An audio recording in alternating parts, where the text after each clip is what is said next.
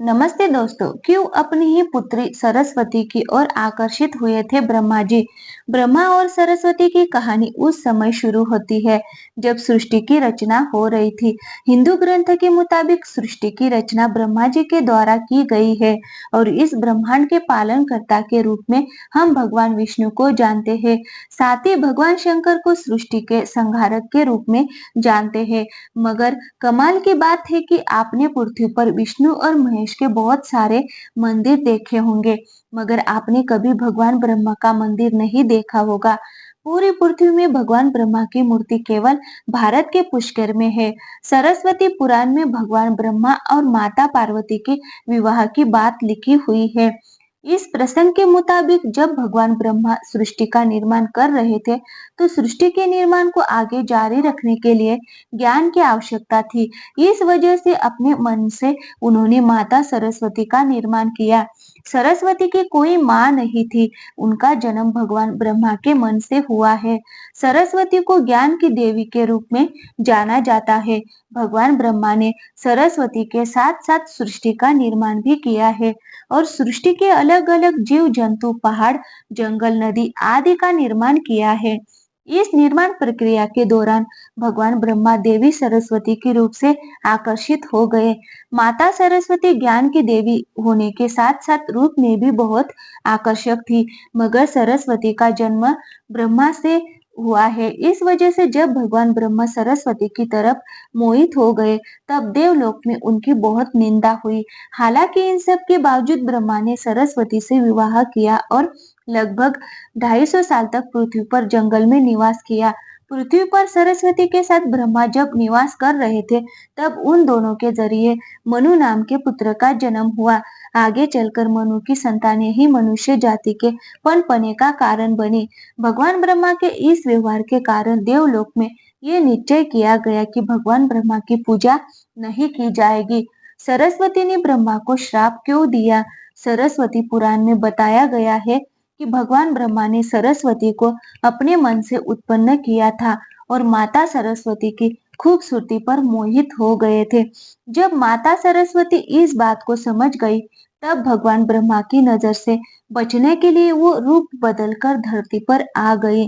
मगर ब्रह्मा जी ने हार नहीं मानी और माता सरस्वती को खोज निकाला। भगवान ब्रह्मा माता सरस्वती के साथ शारीरिक संबंध बनाना चाहते थे और सरस्वती इसके लिए तैयार नहीं थी।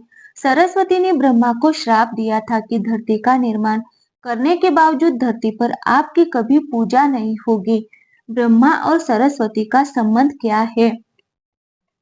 ब्रह्मा और सरस्वती दोनों ही हिंदू धर्म के बहुत ही महत्वपूर्ण देवी देवता के पात्र है। इनसे जुड़ी किसी भी जानकारी पर भरोसा करने से पहले आपको वेद पुराण पढ़ना चाहिए। सबसे पहले आपको बता दें कि हिंदू धर्म की सारी जानकारी वेद में दी गई है। हिंदू धर्म वेद से ही शुरू होता है। इसके साथ ही वेद में इस तरह की किसी भी देवी देवता का वर्णन नहीं है।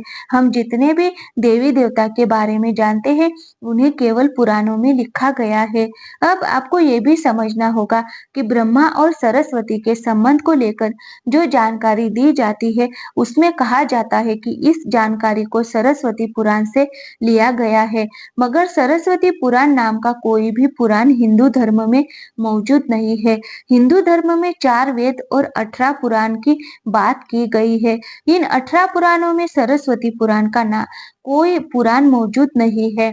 कुछ बड़े पुराणों को उप पुराण में विभाजित भी किया गया है, मगर उप पुराण में भी सरस्वती पुराण नाम के किसी भी पुराण का जिक्र नहीं है। कुछ जगहों पर मत्स्य पुराण की बात की जाती है, मगर इस पुराण में भी आपको सरस्वती और ब्रह्मा के विवाह जैसे कोई जानकारी नहीं मिलेगी।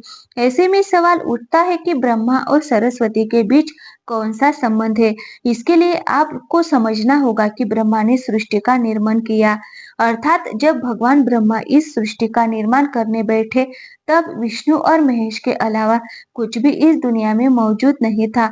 ऐसे में अगर उन्हें सृष्टि को आगे चलाने के लिए किसी भी पुरुष और स्त्री की आवश्यकता होगी, तो उन्हें अपने मन से उसकी रचना करनी होगी।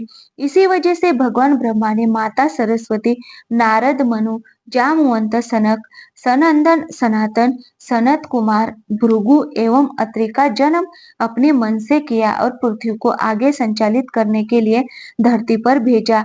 इस पृथ्वी पर ज्ञान के संतुलन को बनाए रखने के लिए उन्होंने माता सरस्वती को अपने साथ रखा और साथ रहने वाली स्त्री को पत्नी का दर्जा दे दिया गया। सरस्वती ब्रह्मा की पत्नी है या बेटी? अगर ब्रह्मांड में मौजूद हर चीज की रचना भगवान ब्रह्मा ने की है, तो बेटी हो या पत्नी, दोनों की ही रचना भगवान ब्रह्मा के ही द्वारा संभव थी।